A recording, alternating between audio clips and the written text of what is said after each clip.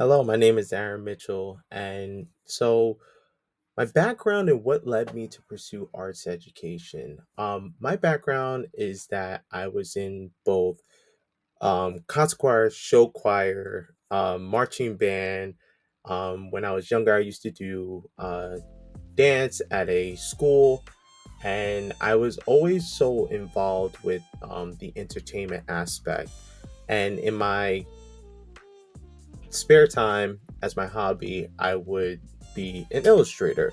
Music and dance were my favorite two things to go to school for. I was so engaged in music education that it was just my high school years were absolutely amazing. I was encouraged by my teachers to always just express myself. Granted, my academics were always lacked because of the rigorous schedule that we had to practice for what we were performing for.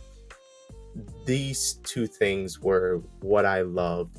And what led me to pursue arts education is remembering the love I had for the arts and just really thinking about what makes me happy and what I would like to pursue as a career. um, Granted, now I'm going to become an art teacher. I That's where my passion is, and I love it. But also the fact that it's arts education, I can still dabble in those fields of dance, music, and still be an art teacher overall. So that's definitely what pursued me to go for arts education.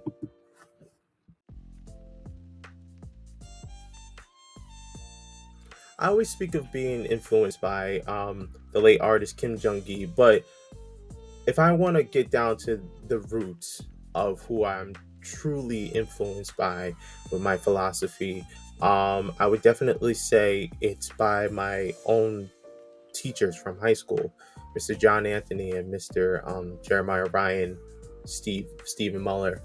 Um, they had a very profound way to keep me engaged in the classroom, and their philosophies are taking real life events and making sure that we are exposed and understand those events in the classroom and deeply explaining to us the relation between real life and music and how that can persuade our decisions and really make us well-rounded students. And that's what I want to give to my students as well.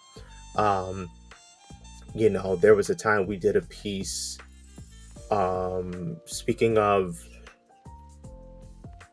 Jews going to the gas chamber, and my music choir director gave us this whole backstory and made sure we really felt the emotion in the piece that we were performing. I remember everybody crying in the room, and I think that's what I want to give to my kids, depending on whatever projects they're working on. Does this have any correlation to you in real life? Does this evoke an emotion for your piece? Is it relatable to you? And so, Maxine Green and Sir Ken Robinson, who I spoke about as well in my Exploring the Roles of the Arts course, spoke of that type of experience and those moments and creating imagination in our students' minds to express themselves.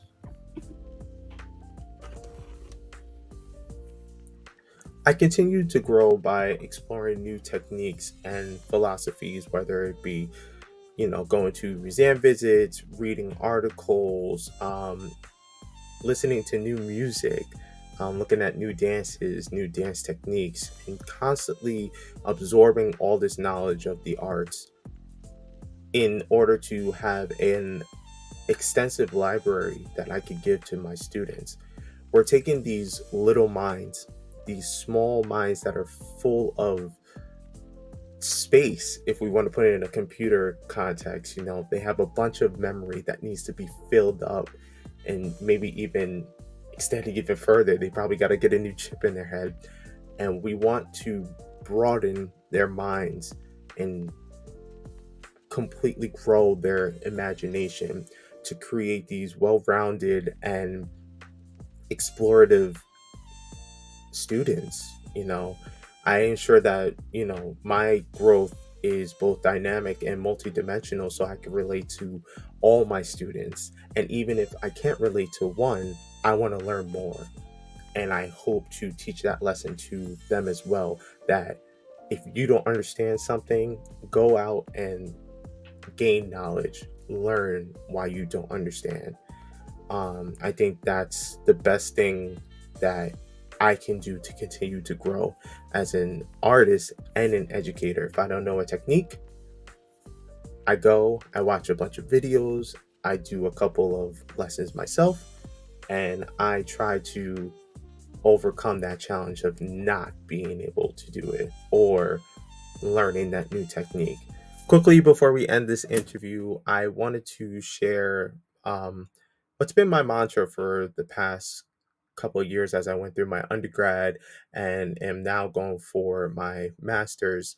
There was a period where I didn't know where I belong. And music, as I said before, has always been a part of me. Art has always been a part of me. The arts have always been a part of me. And it wasn't until I heard these words in this song that kind of simplified what I needed to do. So this is from song from the late Mac Miller. The song is called Small Worlds. It's the second portion of the song. So it says, yeah, 9 times out of 10, I get it wrong. That's why I wrote this song. Tell myself to hold on.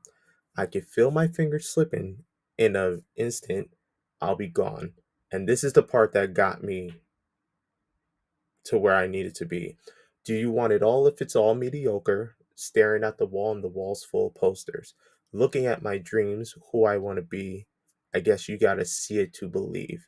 And right there, I've been living by this passage and really trying to go above and beyond in my education and everything that I've been going for. So, with that, I send off this interview. This is Aaron Mitchell. Thank you so much.